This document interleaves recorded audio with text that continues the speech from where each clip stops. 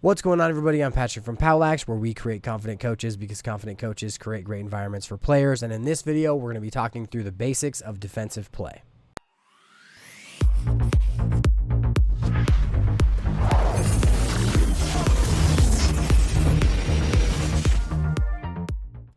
So when it comes to defense, it is much more systematized than the offensive end because we do not have the ball. So we're going to have to react to whatever the offense does. Whereas the offense can be a bit more creative. They can use a lot of different skills because they have the ball. They don't need to really worry as long as they're not giving it up.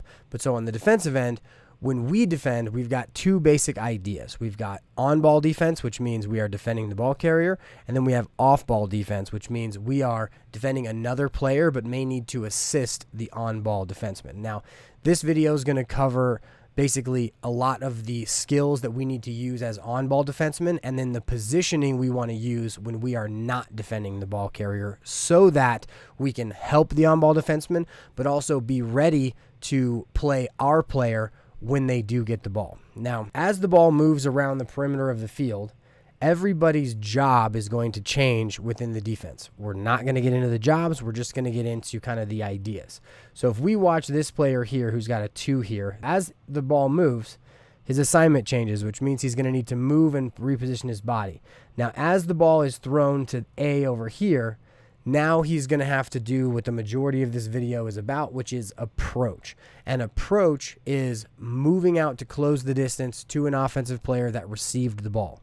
Now, when we approach, we are going to use our A, B, C, Ds. Approach, break down, which means kind of pitter-patter our feet to slow our momentum so that we can react to the dodger. So I like to think of it as break down and run with.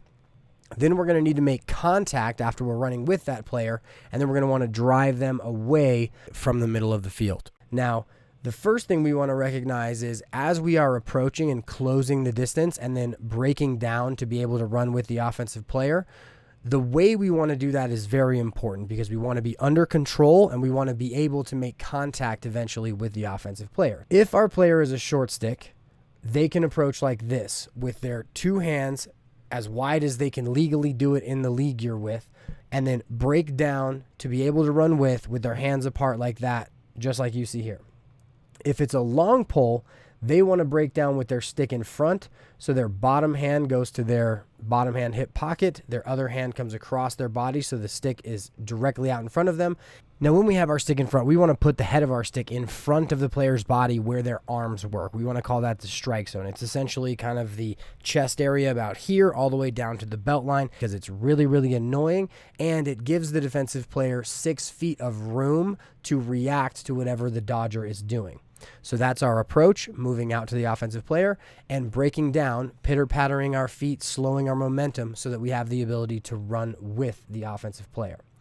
Now, one of the things about our approach is the angle that we approach from. So we talked about how the middle of the field is what we're defending. It's the most dangerous. So a lot of defensive strategies will have us push offensive players to specific parts of the field. So if this player is dodging, this like little dummy defenseman is dodging, and we want to push them down the alley, our approach is going to be top side to push them down the alley.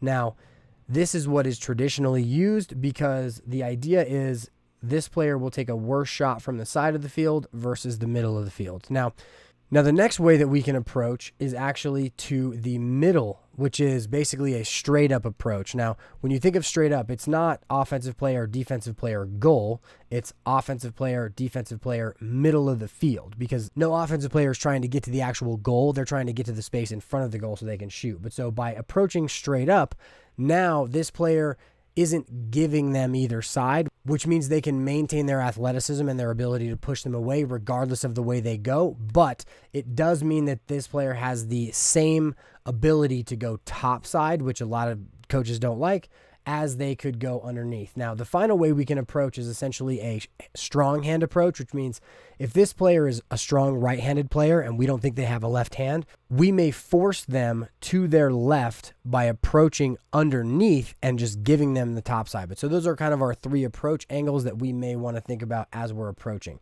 Now, as we approach, then we've got to think about our footwork.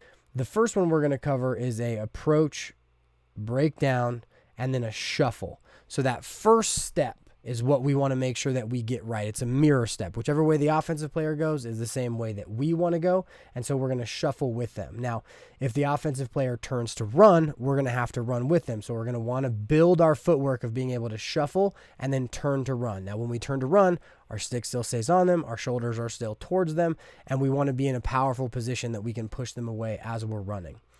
The next part of the approach is if they're going to run at us, we may want to backpedal to accept some of that speed and then be able to turn to shuffle or turn to run with them. Now for this one, it's an approach, break down, backpedal, and now it's a turn to run. Now, if they cross you up, you're going to want to be able to flip your hips and then be able to move the other direction as well. Now, after we've approached, broken down, now we've got to make contact. How do we make contact? The main way we make contact is through a cross check. Now, cross-check does not mean destroying the person with the stick between your hands. There are legal cross-checks, which is essentially an idea of placing the stick on them and pushing. You don't want to hit them with the middle of the stick. That's going to get you a penalty. So now, a cross-check is using the stick between your hands and your fists to kind of push them the direction you want. And for the most part, when we do a cross-check, we would like our inside hand to be on the inside of their body and then the outside hand to be on the outside of their body. So if we're running like this and say we're running this way, basically, if I can push them with my inside hand away, then if they try to roll back, then I have my other hand to push them back if they try to roll. So I want to keep my stick kind of in the middle of their body and then use my inside hand to push their inside and my top hand to push their top side. Now, a V-hold is something different where basically an offensive player is running towards your strong hand side and you're going to use your forearm and the stick to create a V to kind of lock them in and then push them away like that. Some coaches don't even teach the V-hold, but it can be a great way to keep your stick in a player's hands as they are running up the hash. So now we're going to watch some great defensive play. So first off, notice this player has their stick outstretched, he's broken down, and he's ready to shuffle and then run with the defensive player. Now, I know it seems basic, yeah, you're running with him, but this footwork that he's using is unbelievable. The fact that he can stick with them, he's reactive, it's an excellent job of using footwork. Same for this player here. There's his shuffle, another approach, break down, run with, great job. Another approach, and that's the big thing, is approaches happen a ton of times during games, so getting that footwork is huge. Same idea from this side. So this player is going to get dodged against. You'll notice he's got a nice little back ped or shuffle, turns to run, throws a nice check, is pushing. Nice lift check there. We're not talking about any checks at this point, but so really great on-ball defensive prowess. Now, one of the places that defensive players are going to need to defend is right around the goal. And when it's right around the goal, as offensive players try to get top side here, we're going to want to close the gate, turn to shuffle, and basically push them back the way they came or out to the wing. So now, one of the things we want to do is we want to utilize the crease to take angles through the crease. So if an offensive player is running from this side over and then tries to come around the crease here, we want to, what it's called, run the rails and turn to run upfield first, get in front of them, and then get our hips around to turn to push them back the way we came. So now this is called closing the gate. It's essentially flipping our hips to push them that way. So now you'll notice that as this player is running this way, he gets above him, he closes the gate, they do send a slide. So as he gets to here, notice how hard he tries to push top side, which then pushes this player to an inside roll, and then the other defenseman actually slides to the wrong side first, but then they get a good check.